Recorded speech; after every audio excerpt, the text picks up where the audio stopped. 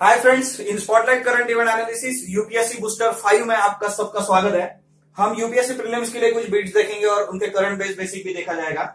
North sentinel island Andaman में जो है वो न्यूज में था due to because of John Allen Chau. John Allen Chau कौन है? तो अमेरिकन सिटीजन है जो जिन्होंने ट्राई किया था कि नॉर्थ सेंटिनल आइलैंड पे जाए और ट्राइबल पीपल के साथ कम्युनिकेट करे, बट ऐसा हुआ है कि सेंटिनल ट्राइब जो है तो उन लोगों ने इनको मार गिराया, जॉन एलन चाऊ को मार गिराया। ये सेंटिनल आइलैंड जो है north sentinel island of Andaman, ये बे ऑफ बंगाल में गिरता है। अब एक चीज है कि आप मैप में इसको ढंग से देख लो, नॉर्थ और साउथ आपको दोनों मिलेंगे वहां पे, north sentinel south sentinel Andaman में। अब आइदर मैप में आपको निकोबार, अंडमान निकोबार के बारे में सवाल पूछा जाएगा, लक्षद्वीप के बारे में पूछा जा सकता है। लास्ट ईयर भी एक सवाल पूछा गया था तो वो हमें पूछा जा सकता है।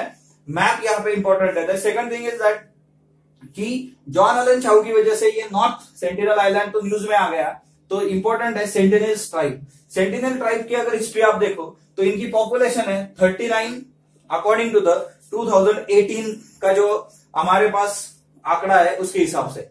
दूसरी इंपॉर्टेंट चीज है, ये सेंटिनली जो है वो नेग्रिटो ट्राइब से बिलोंग करते हैं। नेग्रिटो ट्राइब में 3 ट्राइब आती है, एक सेंटिनलिस, दूसरा है ओंग और तीसरा है जरावा। अब जरावा भी न्यूज में था। 2-3 साल पहले एक इंसिडेंट हुआ था कि जरावा का एक वीडियो यूट्यूब पे अपलोड किया गया था फॉरेन नेशनल द्वारा। टूरिस्ट आए थे तो उन्होंने वो जरावा का वीडियो ये शूट करके फिर बाद में यूट्यूब पे डाल दिया था। तो जरावा का इश्यू उसमें क्या था, तो ये डांस कर रहे थे उसमें। तो in case of tribes upper body part में most probably, in case of women and men, वो क्लॉथ नहीं पहनते।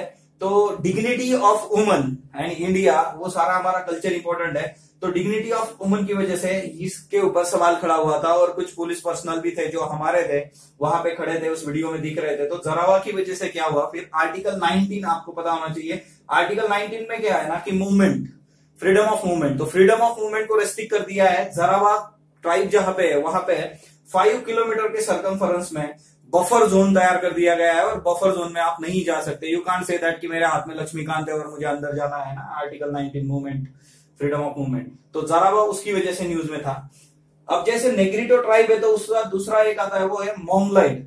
मोंगलाइट ट्राइब्स में निकोबारीज आते हैं और शॉम्पेन आते हैं। तो शॉम्पेन न्यूज में थे 2014 में, क्योंकि लोकसभा इलेक्शन जो हुआ था 2014 का, उसमें शॉम्पेन ने फर्स्ट टाइम वोट किया था, शॉम्पेन ट्राइब ने, तो उसकी वजह से शॉम्पेन ट्राइब न्यूज में थी। तो हमें इंपॉर्टेंट ये है कि ट्राइब्स आपको पता होनी चाहिए, कौन सी ट्राइब कहां पे है, उस ट्राइब के फेस्टिवल्स एंड ऑल दैट। अगर कोई पेकुलर फीचर होगा तो राज्यसभा टीवी पे इसके लिए एक वीडियो सीरीज भी है, मैं भी भारत, तो वो भी आप देख सकते हो। बट अभी प्रीलिम्स है तो हमारे पास उतना टाइम नहीं है, क्योंकि एक एपिसोड एक ट्राइब के लिए वहां पे है, तो इतना करने की जरूरत नहीं है। बेसिक आपके पास नोट्स होते हैं कि किस स्टेट में कौन कौन सी ट्राइब्स है या ट्राइब्स कहां पे है, उसका कोई पेकुलर फीचर होगा तो उतना आप कर लो। उसके लिए मैं टेलीग्राम ग्रुप के भी आपको नोट्स प्रोवाइड कर दूंगा। सो ये हो गया ट्राइब्स के बारे में। अब दूसरी एक इंपॉर्टेंट चीज आती है कि आफ्टर दिस, ये जब हो गया जॉन एलन चाऊ को मार गिराया इन्होंने, तो उसके बाद नंबर ऑफ आर्टिकल्स आए और ये जो सेंटिनल ट्राइब है इनके साथ कम्युनिकेट करने का इससे पहले भी प्रयास हो चुका है, वो सक्सेसफुल था। TN. Pandit in 1991 is the first anthropologist to enter into North Sentinel Island। तो टी.एन. पंडित इन्होंने नॉर्थ सेंटिनल आइलैंड पे जाके इन सेंटिनलिस ट्राइब के साथ अच्छा कम्युनिकेट किया था। इन्होंने उनको कोकोनट्स एंड ऑल दैट वो सारा गिफ्ट दिया था। उसके बाद मधुमाला चट्टोपाध्याय, मधुमाला चट्टोपाध्याय जी, चट्टोपाध्याय ये फर्स्ट वुमन है, एंथ्रोपोलॉजिस्ट है, जो नॉर्थ सेंटिनल आइलैंड पे गई थी इन जनवरी 1991। तो यहाँ पे ये दोनों नाम ध्यान में रखना। सबसे पहले जाने वाला एंथ्रोपोलॉजिस्ट है टी.एन. पंडित, और उसके बाद महिला एंथ्रोपोलॉजिस्ट जो पहले गई थी वो है मधुमाला चट्टोपाध्याय। तो वो भी हमें पूछा जा सकता है इन केस ऑफ फैक्ट्स, क्योंकि इनके ऊपर बहुत सारे आर्टिकल्स न्यूज़पेपर में आए हुए हैं। बहुत सारे कोचिंग के इसमें इनके नाम नहीं है, पर तो इसलिए ये इंपॉर्टेंट है हमारे लिए। देन अब इन ट्राइब्स को हम सिक्योरिटी प्रोवाइड करते हैं, तो इस सिक्योरिटी में कुछ चीजें आती है, जैसे Andaman Nicobar island protection of aboriginal tribes regulation 1956। अब इस रेगुलेशन की वजह से क्या है, तो वहां पे प्रोहिबिट की गई है किसी की भी एंट्री। आप किसी पर्टिकुलर स्पेशल पर्पस की वजह से परमिशन लेके ही वहां पे जा सकते हो, अगर आपका पर्पस सेटिस्फाइंग होगा तो, research and all that. Otherwise prohibit की गई है आपकी एंट्री। दूसरा, आप फोटोग्राफी नहीं कर सकते, आप फिल्मिंग नहीं कर सकते। तो ये होते हुए भी जरावा के बारे में ये हुआ था कि फिल्म निकाली गई थी, वीडियो निकाला गया था। दूसरा है restricted area permit. RAP regime, restricted area permit regime में एक सिंपल बात है कि आप वहां पे जा सकते हो, बट उसके लिए एक स्पेसिफिक रीजन होना चाहिए और वो रीजन सेटिस्फैक्टरी होना चाहिए। दूसरी इंपॉर्टेंट चीज है, यहाँ पे citizens of Pakistan, Afghanistan, China और foreign national of Pakistani origin, मतलब पाकिस्तान का सिटीजन, अफगानिस्तान का सिटीजन और चाइना का सिटीजन यहाँ पे नहीं जा सकता, और फॉरेन सिटीजन जिसकी ओरिजिन पाकिस्तान की है वो भी यहाँ पे नहीं जा सकता। इन सबको प्रोहिबिट किया गया है। देन भूटान के बारे में स्पेशल परमिट लगता है। If you are citizen of Bhutan तो आपको स्पेशल परमिट लगेगा रेस्ट्रिक्टेड एरिया परमिट रीजन में जाने के लिए। तो ये सारी चीजें हमें इसके लिए करनी होगी। आप मैप में अंडमान निकोबार ढंग से कर लो। अंडमान निकोबार से जुड़े हुए जितने सारे आइलैंड्स है उसके आजू बाजू क्या है, 9 डिग्री चैनल, 8 डिग्री चैनल पूछ चुके हैं यूपीएससी, तो वो सारा परफेक्ट कर लो इसमें। Then second one is 112। 112 is a pan India single emergency number, है ना, emergency response support system, ERSS, emergency response support system. 112 है pan India single emergency number. एक ही नंबर डायल करने पे आपको police, fire, health, number of जो emergency services है उसमें हेल्प मिल सकती है। And Himachal Pradesh is the first state to launch 112 service, that is ERSS, emergency response support system. Himachal Pradesh पहला स्टेट है जिन्होंने लॉन्च किया हुआ है। उसमें हिमाचल प्रदेश नहीं, आप इस इमरजेंसी रिस्पांस सपोर्ट सिस्टम में शाउट करके एक वहां पे फीचर दिया हुआ है, shout. This is exclusively for woman. अगर कोई महिला संकट में है तो उसके लिए ये शाउट है कि उसको लगता है कि I am not safe, at that time she can use that particular feature from 112 emergency support system से। और इसको फंडिंग किया गया है निर्भया फंड से। तो निर्भया फंड किस मिनिस्ट्री के अंडर आता है? Ministry of finance. बहुत बार एक गड़बड़ हो जाती है कि इसको ministry of women and child development में हम डाल देते हैं, बट मिनिस्ट्री ऑफ फाइनेंस में निर्भया फंड आता है, बट इसकी जो नोडल एजेंसी है वो ministry of women and child development है। मतलब इंप्लीमेंट करने के लिए कोई नए इनिशिएटिव होंगे तो वो किसके अंडर वर्कआउट होता है? Ministry of women and child development. But ये किस मिनिस्ट्री के अंडर आता है? फाइनेंस। तो निर्भया फंड ध्यान में रखना, उसने इसको मतलब फाइनेंस किया हुआ है from Nirbhaya fund. Then next one, तो इस तरीके के नंबर ऑफ ए होते हैं, तो 112 ध्यान में रखना। देन ACC एनवायरमेंट से जुड़ा हुआ है, अंटार्कटिक सर्कमपोलर करंट। अंटार्कटिक सर्कमपोलर करंट जो है वो स्ट्रॉन्गेस्ट ओशन करंट है वर्ल्ड का, और ये कहां पे मिलेगा आपको? ऑब्वियसली अंटार्कटिका के ऊपर। तो अंटार्कटिका का अगर मैप आप देखोगे तो ऊपर इस तरीके से ये अंटार्कटिका है और ये साइड से इस तरीके से ये अंटार्कटिका सर्कमपोलर करंट है, पूरा उसको सर्कुलर ये करंट मिलता है आपको। आप इसको मैप में ढंग से देख लो। इसके लिए मैप के लिए भी हम कुछ वीडियोस बनाएंगे तो वो वहां से आपको क्लियर हो जाएगा। ये क्या करता है ना, इसका फीचर क्या है, तो it keeps Antarctica cool and frozen. तो अंटार्कटिका कूल और फ्रोजन रखता है, तो इसके लिए ये global warming and all that, sea level rise हो रही है, तो उस सारी चीजों के लिए इसका रोल बहुत ही इंपॉर्टेंट है in case of whole earth. तो कुछ साइंटिस्ट के रिसर्च से ये सामने आया है कि अंटार्कटिका सर्कमपोलर करंट में कुछ चेंजेस हो सकते हैं जो प्रॉब्लमैटिक होंगे आने वाले दिनों में। That's why this was in news.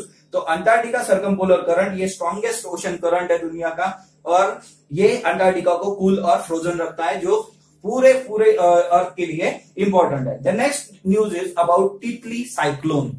अब साइक्लोन्स आते रहते हैं हमारे यहाँ पे, तो आपको साइक्लोन का बेसिक करना पड़ेगा। टाइप्स ऑफ साइक्लोन का किस तरीके के होते हैं वो सारा ज्योग्राफी से आप परफेक्ट कर लो, तो ये हमेशा के लिए है, ये कोई करंट बेस्ड बेसिक वाली भी चीज नहीं, सब basic. Then second thing is, ये तितली साइक्लोन जो है इसको रेयरेस्ट ऑफ द रेयर बोला गया है। तो इसको मेंशन जब किया गया है तो रेयरेस्ट ऑफ द रेयर, ऐसा क्यों हुआ वो हम देखेंगे। तितली साइक्लोन आया था अक्टूबर 2018 ओडिशा में। तो ओडिशा को इसने वैसे भी बहुत सारा अफेक्ट किया था तितली ने। अब इसको रेयरेस्ट ऑफ रेयर किसने कहा है? Regional integrated multi hazard early warning system, RIMES, इन्होंने फॉर अफ्रीका एंड एशिया। तो रिम्स ने इसको रेयरेस्ट ऑफ द रेयर कहा है। अब rarest of the rare RIMES ने क्यों कहा है? बिकॉज ये सीवियर साइक्लोन था, it has change its path after landfall. जब लैंडफॉल हुआ तो इसने एकदम से अपना पाथ चेंज कर लिया, एंड दैट्स व्हाई तितली को रेयरेस्ट ऑफ द रेयर कहा गया है। तो ये ध्यान में रखना कि दिस सीवियर साइक्लोन तितली it change its path after landfall. Landfall के बाद इसने एकदम से, ऐसा जनरली होता नहीं है, तो इसने किया था, that's why it's the rarest of the rare. अब दूसरी इंपॉर्टेंट चीज क्या आती है कि व्हाट इज रिम्स नाउ। अब ये रिम्स जो है regional integrated multi hazard early warning system for Africa and Asia. तो नियर अबाउट 45 कंट्रीज है जिनके लिए रिम्स वर्कआउट करता है। तो यहाँ पे क्लियर ही है कि that is early warning system. तो अगर कोई हजार्ड होता है तो उसके लिए अर्ली वार्निंग सिस्टम है ये सुनामी 2004 के बाद इस्टेब्लिश हुआ है रिम्स, है ना। सुनामी के बाद 2004 हमें ऐसे मतलब कुछ हो जाता है तो उसके बाद हम वर्कआउट करना शुरू करते हैं।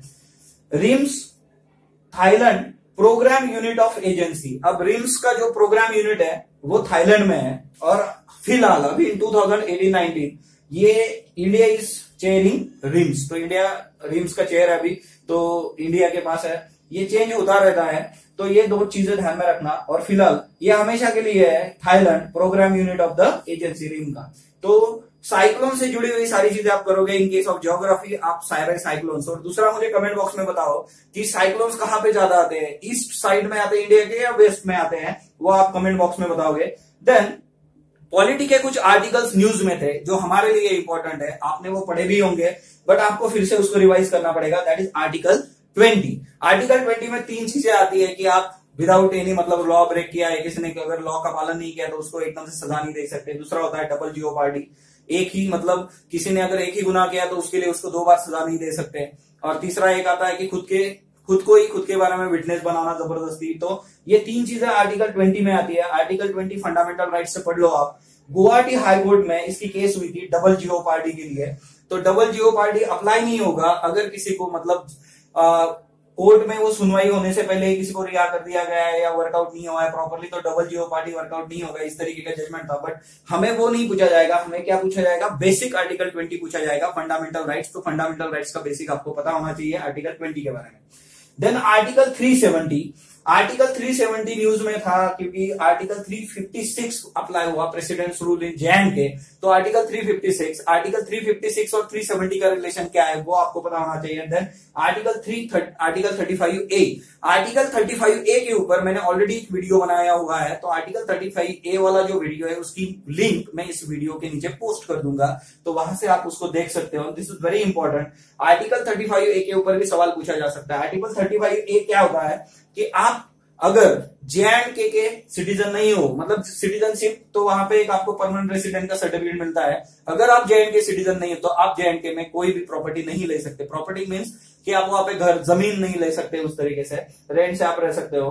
तो ये इंपॉर्टेंट है 35A में। और दूसरा इंपॉर्टेंट एक है कि अगर जम्मू कश्मीर की लड़की है जो सिटीजन है वहां की और उसने नॉन सिटीजन या आउटसाइडर से शादी कर ली, तो उसको भी वो सारे बेनिफिट्स नहीं मिलते। अब सिर्फ प्रॉपर्टी का इश्यू नहीं है, प्रॉपर्टी मतलब जिन लोगों को ये रेसिडेंट सर्टिफिकेट मिलता है जे&के में, उनको गवर्नमेंट जॉब्स में सहूलतें होती है, उसके बाद स्कॉलरशिप मिलती है बच्चों को, तो ऐसी बहुत सारी चीजें हैं। तो उसके लिए ये बहुत दिनों से चल रहा है मतलब। तो आर्टिकल 35A ये आपको कॉन्स्टिट्यूशन में भी नहीं मिलेगा क्योंकि ये डायरेक्टली प्रेसिडेंशियल इसे लाया गया था।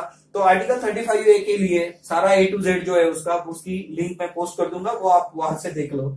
उसके बाद फिर 370 आपको पूरा पता होना चाहिए। लक्ष्मीकांत से 370 पढ़ लो ढंग से। फॉर एग्जांपल डीपीएसपी अलाउ नहीं है, फंडामेंटल ड्यूटी अलाउ नहीं है, तो बहुत सारी चीजें हैं।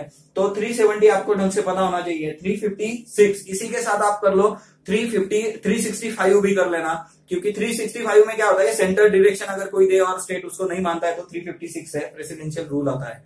इसी के साथ इमरजेंसी के बारे में ध्यान में रखना कि in case of US emergency आई थी, तो due to because of that article 352, 356 and 360। मगर इसका मतलब क्या होता है ना, करंट बेस बेसिक, कि दुनिया में अगर कहीं पे कुछ हो रहा है तो इंडिया में उसका इंप्लीकेशन क्या हो सकता है, या फिर इंडिया में वही प्रोविजन किस तरीके होते हुए ये पूछा जा सकता है। तो मैक्सिको एंड यूएस के बॉर्डर में वॉल खड़ी करनी थी ट्रम्प जी को, तो उन्होंने वो सारा इशू किया था और उन्होंने अपोजिशन पार्टी ने फंड रिलीज नहीं किया था, वो सारा इशू हुआ था। तो आप article 352, article 356, article 365 and article 360 ये सारे ढंग से कर लो, ये हमारे लिए इंपॉर्टेंट है। Then private member bill was in news. Private member bill was in news because ये कर्नाटका से एक मेंबर थे, उन्होंने बोला था कि मैं राम मंदिर के लिए फिर बिल लेके आऊंगा वगैरह। तो प्राइवेट मेंबर्स बिल क्या होता है, तो सबसे पहली चीज की जो मिनिस्टर नहीं है वो प्राइवेट मेंबर है, तो वो बंदा बिल लेके आएगा, तो that is private member bill बोला जाता है। प्राइवेट मेंबर बिल को वैसे भी कोई सीरियसली नहीं लेता, आप हिस्ट्री देख लो प्राइवेट मेंबर बिल की, इसके ऊपर कोई डिस्कस भी नहीं करता है। बट अब इसके लिए कुछ प्रोविजन है हमारे यहाँ पे। एक, अगर आपको प्राइवेट मेंबर बिल लाना है तो you have to give notice for 1 month, 1 महीने पहले आपको बताना पड़ेगा, उसके बाद आप लेके आ सकते हो। आप इधर राज्यसभा में लेके आओगे या फिर लोकसभा में, बट चेयरमैन एंड स्पीकर के पास वो पर्टिकुलर मतलब अथॉरिटी है कि वो अलाउ करे उस चीज को। Then second one is Friday को ही इंट्रोडक्शन एंड डिस्कस होता है प्राइवेट मेंबर्स बिल, तो ये इंपॉर्टेंट है फ्राइडे हमारे लिए। तो प्राइवेट मेंबर बिल फ्राइडे को ही इंट्रोड्यूस होता है, उसी के फ्राइडे को ही उसका डिस्कशन होगा, बाकी दिनों में इसका डिस्कशन नहीं होगा।